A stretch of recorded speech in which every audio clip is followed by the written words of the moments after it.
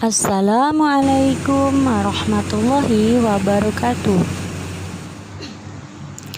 Segala puji bagi Allah, Tuhan yang mengharamkan kezaliman atas dirinya serta hamba-hambanya. Shalawat dan salam semoga dicurahkan kepada Nabi Muhammad SAW, pembawa cahaya kebenaran dan keadilan, penumpas kebatilan dan kezaliman. Kezaliman adalah dosa yang keberadaannya mengiringi sejarah perjalanan hidup anak manusia. Terlepas dari perbedaan interpretasi dalam memahami ayat Al-Quran yang berkenaan dengan diturunkannya Nabi Adam alaihissalam dari surga, yang jelas penyebabnya ialah kezaliman. Nabi Adam alaihissalam telah menzalimi dirinya sendiri dengan melanggar larangan Allah Ta'ala. Begitu juga dengan iblis laknatullah yang menentang perintahnya.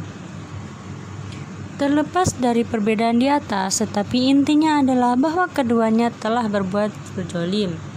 Jika Nabi Adam alaihissalam akhirnya bertaubat, maka lain halnya dengan iblis.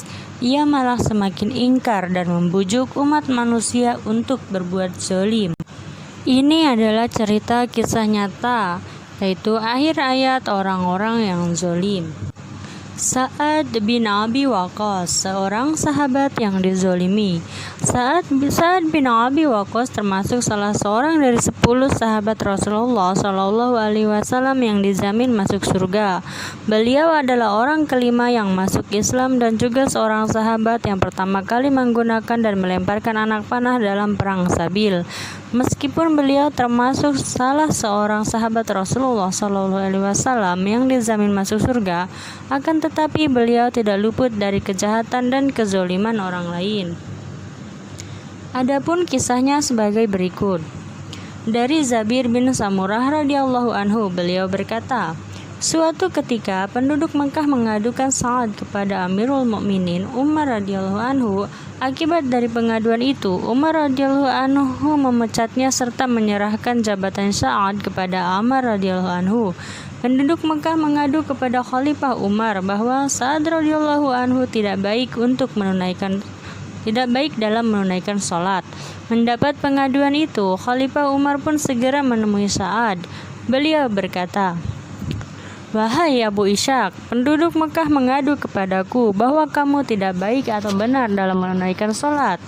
Mendapat tuduhan keji tersebut, Sa'ad hanya menjawab, demi Allah, aku telah menunaikan sholat bersama mereka seperti yang telah dicontohkan oleh Rasulullah SAW, serta tidak menyimpang sama sekali dari ketentuan sholat beliau.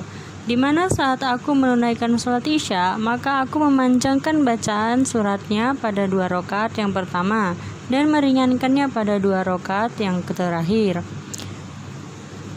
Mendapat jawaban tersebut, Khalifah Umar berkata, wahai Abu Ishaq, ternyata tuduhan mereka itu hanyalah didasarkan kepada prasangka. Kemudian Khalifah Umar radhiyallahu anhu berangkat ke Kufah bersama sejumlah orang untuk mencari informasi dari penduduk Kufah mengenai perilaku Sa'ad. Pada setiap masjid yang beliau datangi, beliau selalu menanyakan kepada para jamaahnya mengenai perilaku Sa'ad. Ketika itu, beliau mendapatkan jawaban dari mereka yang intinya memuji perilaku Sa'ad. Kunjungan terakhir Khalifah Umar radhiyallahu anhu adalah masjid milik Bani Abbas, dan beliau menanyakan hal yang sama kepada para jamaahnya. Ketika itu, seorang laki-laki bernama Usamah bin Qatadah yang memiliki nama panggilan Abu Sa'adah berdiri sambil berkata, karena engkau menanyakan kepada kami mengenai perilaku Sa'ad, maka kami akan mengadu kepadamu bahwa Sa'ad tidak pernah turut serta dalam pasukan perang. Sa'ad tidak pernah ikut berperang bersama pasukan tentara, tidak pernah membagi rata hasil rampasan perang, dan tidak berlaku adil dalam menegakkan hukum. Ketika pengaduan itu diceritakan kepada Sa'ad, maka beliau hanya menjawab, demi Allah, bahwa aku akan berdoa kepada Allah dengan 3 perkara. Ya Allah, jika hamba-Mu yang telah mengadukanku tadi berdusta, ria, atau mencari popularitas, maka percepatlah umurnya, tambahlah kefakirannya, serta timpakan kepadanya sejumlah bencana.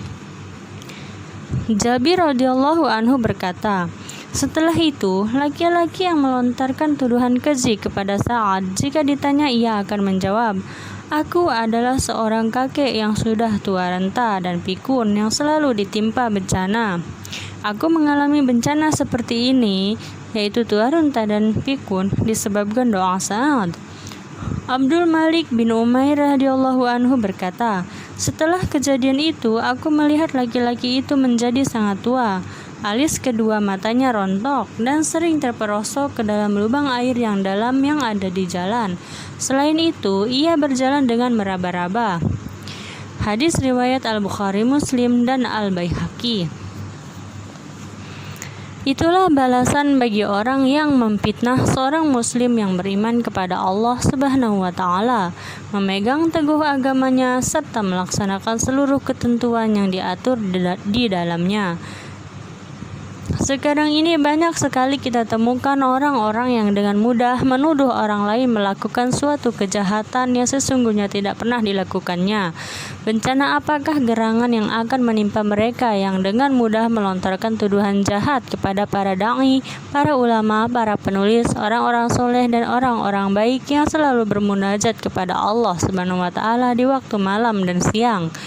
Mereka dituduh mengatakan sesuatu yang tidak pernah mereka katakan, dan setelah itu disebarkanlah berita bohong tentang perbuatan jahat yang dialamatkan kepada mereka yang sebenarnya tidak pernah mereka lakukan. Padahal kesaksian mereka itu akan dicatat dan dimintai pertanggungjawaban di hadapan Allah Azza wa Jalla.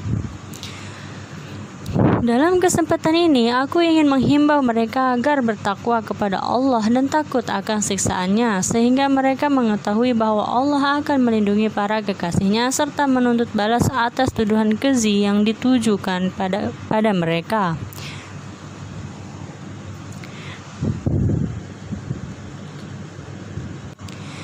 Ya Allah, kami memohon perlindungan kepadamu, karena hanya Engkaulah Tuhan yang Maha Kuasa lagi Maha Perkasa. Sesungguhnya Engkau sangat keras siksaannya. Kiranya Engkau menolong kami dari kejahatan mereka yang berniat menzalimi dan menyakiti kami. Lindungilah kami dari segala kejahatan orang-orang fasik dan munafik, serta yang bermaksud memecah belah persaudaraan di antara kami. Sesungguhnya Engkau Maha Pemberi pertolongan. Amin, amin ya Rabbal